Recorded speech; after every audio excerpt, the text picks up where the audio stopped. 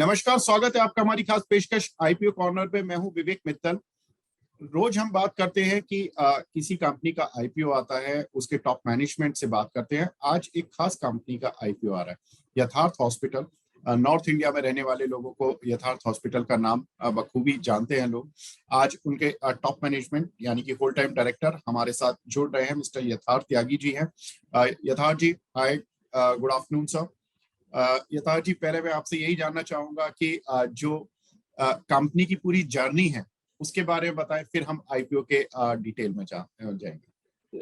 इस कंपनी की शुरुआत एक छोटे से क्लिनिक और एक छोटे से गांव जो उत्तर प्रदेश में है, ग्रेटर नोएडा से 2 घंटे दूर बुलंदशहर के पास, वहां से हुई। 2008 में कंपनी बनी और 2010 में पहला एक हॉस्पिटल ग्रेटर नोएडा में जो कि 100 बेड था वो बना। उसके बाद 2013 में हमने नोएडा में हॉस्पिटल को खोला, नोएडा एक्सटेंशन में 2019 में, जो कि सबसे इस समय ग्रुप का सबसे बड़ा हॉस्पिटल है। और लास्ट ईयर झांसी ओरछा में, जो कि मध्य प्रदेश की टेरिटरी में है, यहाँ से कम 500 किलोमीटर दूर है नोएडा से, वहां पे अभी हॉस्पिटल ने ग्रुप ने एक रिसेंट एक्विजिशन करा है लास्ट ईयर।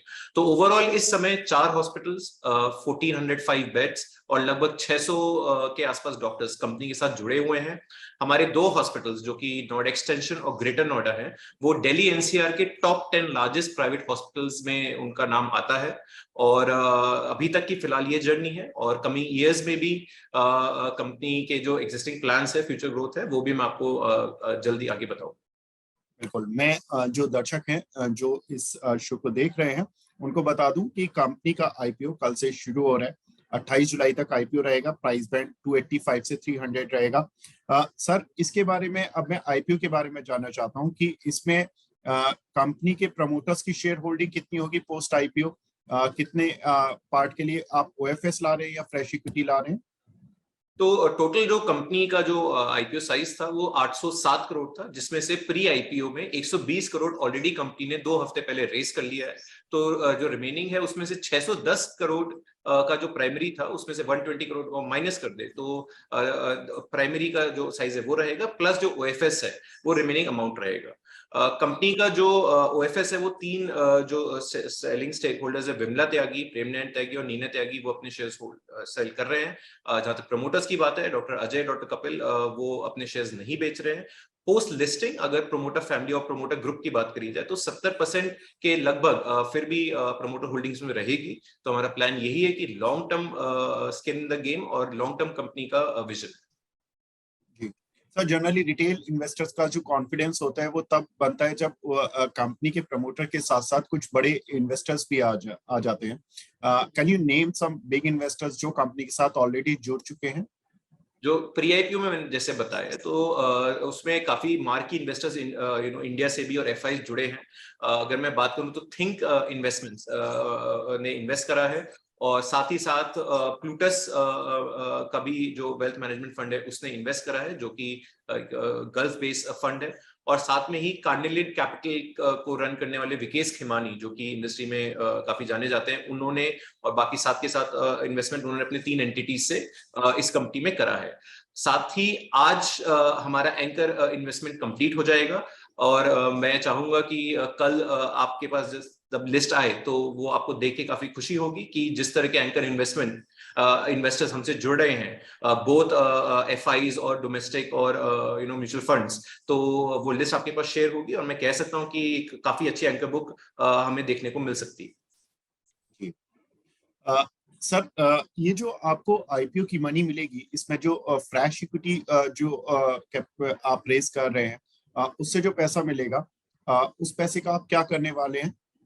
तो जैसे मैंने बताया कि प्री आईपीओ को अगर हम 120 करोड़ अमाउंट ऐड अप कर दें तो टोटल 610 करोड़ प्राइमरी है जो कंपनी के अंदर जाएगा। उसके ब्रेकअप में 245 करोड़ यूटिलाइज होंगे repayment of the bank debt that the company has right now. So post listing company के जितने भी बोरोइंग्स हैं वो सारे स्क्वायर ऑफ कर दिए जाएंगे and company will be completely debt free.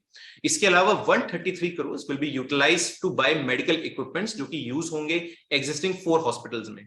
जैसे कि हम बात करें तो जो ऑन्कोलॉजी मशीन्स हैं, जिसमें लीनियक लाइन हो गई, PET scan, nuclear medicine, gamma x ray, तो ऑन्कोलॉजी सेटअप ही एक ही सेटअप लगभग 35 करोड़ के आसपास आता है। तो ये सेटअप हम अपने नोएडा एक्सटेंशन हॉस्पिटल में और आने वाले समय में मध्य प्रदेश में भी लगाएंगे। इसके अलावा जो मेडिकल इक्विपमेंट्स खरीदे जाएंगे उसमें काफी बड़ा अमाउंट है रोबोट्स का। अब देखिए इस समय हेल्थ केयर में इंडिया में द विंची एक्सआई रोबोट है जो रोबोटिक सर्जरीज करता है, और साथ के साथ ऑर्थोपेडिक रोबोट है जो कि रोबोटिक नी ट्रांसप्लांट करते हैं, और गिने चुने हॉस्पिटल हैं जो पूरे देश में इस तरह के रोबोटिक ट्रीटमेंट्स ऑफर कर रहे हैं। तो हम 133 करोड़ से ये मेडिकल इक्विपमेंट्स का उसमें डिप्लॉयमेंट करेंगे। जो रिमेनिंग अमाउंट है उसमें से 65 करोड़ जो है वो अनआइडेंटिफाइड एक्विजिशन के लिए रखा गया है, और जो है उसके अलावा GC that is general corporate expense में यूटिलाइज होगा, जो कि मोस्टली हमारा एक एक्विजिशन फंडिंग की तरफ ही जाएगा जीसी। तो ओवरऑल हमें काफी अच्छी एक एक्विजिशन फंडिंग भी मिलेगी, और आने वाले समय में हम कुछ हॉस्पिटल्स को एक्वायर करने की तरफ आगे बढ़ेंगे। तो जो नेक्स्ट लेग ऑफ ग्रोथ होगी वो आप ऑर्गेनिक की जगह इनऑर्गेनिक पर ज्यादा फोकस करने वाले हैं, ऑर्गेनिक भी रहेगी?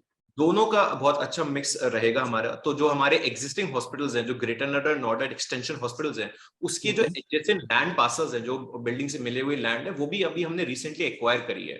तो पिछले कुछ महीने के अंदर तो जो ऑलरेडी आप देखते हैं 8th और 10th लार्जेस्ट हॉस्पिटल्स है दिल्ली एनसीआर के in terms of number of beds, ये इस और बेड कैपेसिटी ऐड होने के बाद अगले 3 साल के अंदर पूरे दिल्ली एनसीआर के among the top 3 top 4 largest private hospitals होंगे।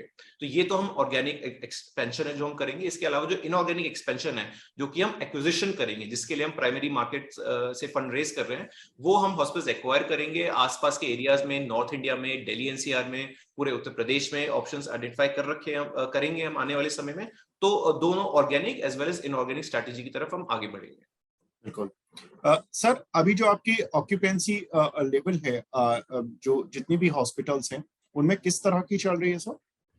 ऑक्यूपेंसी ओवरऑल आप देखेंगे ग्रुप में तो 45% है, बट वो एक सही रिप्रेजेंटेशन नहीं है। अगर हम हॉस्पिटल बाय हॉस्पिटल इसको देखेंगे तो एक बेटर रिप्रेजेंटेशन समझ आएगा, जो कि हमारा नोएडा हॉस्पिटल है। इस समय उसकी ऑक्यूपेंसी अराउंड 87% है, जो कि वन ऑफ द हाईएस्ट मानी जाती है हेल्थ के पीएसआर आप कंपेयर करें। जो हमारा ग्रेटर नोएडा हॉस्पिटल है that is around running at 62% occupancy, जो कि एक इंडस्ट्री लेवल अच्छी ऑक्यूपेंसी है। और जो हमारे जो न्यू हॉस्पिटल है, जो कि नॉर्ड एक्सटेंशन हो गया या झांसी और से जो हमने लास्ट ईयर एक्वायर करा है, वहां पे ऑक्यूपेंसी 30% और 8% रिस्पेक्टिवली। क्योंकि नॉर्ड एक्सटेंशन का जो हॉस्पिटल है वो एक तो रिसेंटली भी स्टार्ट हुआ, प्लस ड्यूरिंग कोविड पहले 2 सालों में ये हॉस्पिटल पूरे उत्तर प्रदेश का one of the largest private Covid hospital था। तो इसमें जो non Covid procedures, treatment, surgeries है वो बस 1.5-2 साल पहले ही शुरू हुए हैं। तो जो धीरे धीरे ग्रोथ आ रही है वो इस हॉस्पिटल में सबसे ज्यादा आ रही है, और आने वाले समय में इसकी ऑक्यूपेंसी और झांसी ओरछा की भी ऑक्यूपेंसी हमारे पहले 2 मैच्योर्ड और ओल्डर हॉस्पिटल की तरफ आगे बढ़ेगी। जी। सर आपकी इंडस्ट्री में ये भी माना जाता है कि एट्रिशन रेट बहुत होता है, जो नर्सेज आते हैं, जो स्टाफ आता है वो किसी हॉस्पिटल के साथ जुड़ते हैं, देन बहुत जल्दी या तो इंडिया से चले जाते हैं, यूरोपियन कंट्रीज, अमेरिका वगैरह में जाकर अपनी सर्विसेज देते हैं, या और दूसरी जगहों पर जाकर चले जाते हैं। बहुत हाई एट्रिशन रेट है सर, इसको कैसे कंट्रोल करते हैं आप? देखिए ये बात बिल्कुल सही है, और स्पेशली अगर आप नॉर्थ इंडिया की बात करें तो यहाँ पे थोड़ा सा चैलेंज ज्यादा होता है नर्सिंग का, बिकॉज साउथ इंडिया में आप देखें तो काफी नर्सिंग मेडिकल कॉलेजेस हैं, और वहाँ पे ज्यादा हेल्थ केयर और इंफ्रास्ट्रक्चर थोड़ा सा डेवलप्ड है। तो नॉर्थ इंडिया में हमेशा से इन टेरिटरीज में एक चैलेंज रहा है नर्सिंग का। बट जिस तरह से आने वाले समय में हमें लगता है कि जिस तरह से हम उनके लिए training and development program start करेंगे, या फिर हम नर्सिंग के लिए जो बेटर फैसिलिटीज हैं उनको हमारे डेवलप करने का और बेटर करने का प्लान है, जो मुझे लगता है आने वाले समय में नर्सिंग एट्रिशन कंट्रोल करने में काफी हेल्प मिलेगी उनसे। जी। तो सर इस आईपीओ के बाद आपकी जो प्लान है, अभी तो फिलहाल जीरो डेट कंपनी बनने का है, लेकिन अगर कुछ आपको एक्विजिशंस जो आपने फंड भी रखा है, अगर आपको कुछ और ल्यूक्रेटिव एक्विजिशंस मिलते हैं या ऑर्गेनिक ग्रोथ के लिए भी, क्या आप फ्रेश राउंड ऑफ जो अपनी इक्विटी है उसको कुछ रीस्ट्रक्चर करना चाहेंगे, या उससे फंड रेज करना चाहेंगे, या डेट लेंगे? अभी तक तो इस तरह का कोई प्लान नहीं है डेट लेने का। अभी हम ऑलरेडी एक डेट फ्री कंपनी की तरफ आगे बढ़ रहे हैं, तो उसी तरफ आगे बढ़ेंगे। और हमारे जो ऑलरेडी जो मैंने बताया ऑर्गेनिक और इनऑर्गेनिक एक्विजिशंस के लिए नेक्स्ट 3 इयर्स तक की स्ट्रेटजी डिफाइंड है। क्योंकि हम जब डेट फ्री हो जाएंगे तो इंटरेस्ट कॉस्ट भी काफी सेव होगी साल में कंपनी में, तो इंटरनल एक्यूरेंस और कैश फ्लो अच्छा रहेगा, जिससे हम जो अपने ऑर्गेनिक एक्सपेंशंस है उनको और डेवलप कर पाएंगे। तो फिलहाल कोई अगले 3 साल में हमें कुछ ऐसा नहीं दिख रहा है जिसके लिए हमें फिर से डेट रेज करने की जरूरत पड़े। Now I will just ask about the financial sir. आपका मैं लास्ट फिस्कल का फाइनेंशियल्स देख रहा था, तो रेवेन्यू में एक अच्छा खासा जंप देखने के लिए मिल रहा है एज कम्पेयर टू FY22। यहाँ पर ऑलमोस्ट डबल रेवेन्यू हो गया, और प्रॉफिटेबिलिटी भी काफी अच्छे से सर्च हुई है। सर कारण क्या रहे इसके?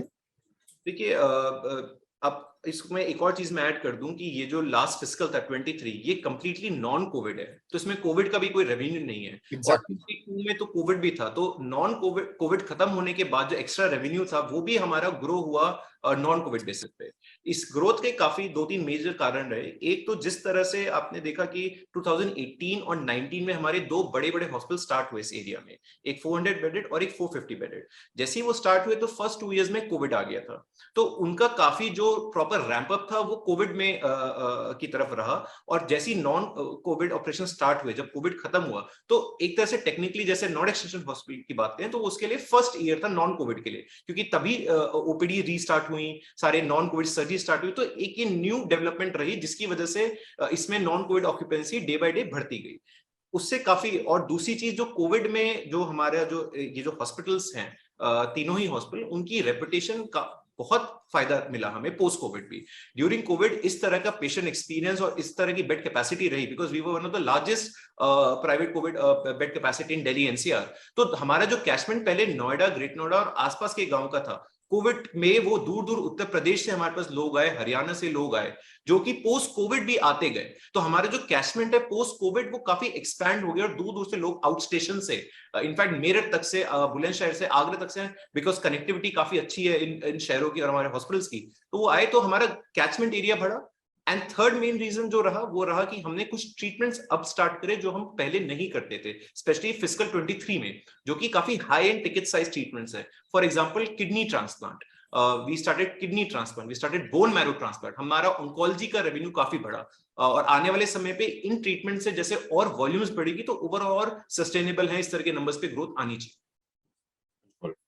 सर, हम उम्मीद करते हैं कि आपके आईपीओ को भी अच्छा रिस्पांस मिले, and wish you all the best for your IPO, and will welcome your share in the stock market, and wish you all the best for your financials also, sir. Thank you very much, sir. Thank you for your precious time. Thank you.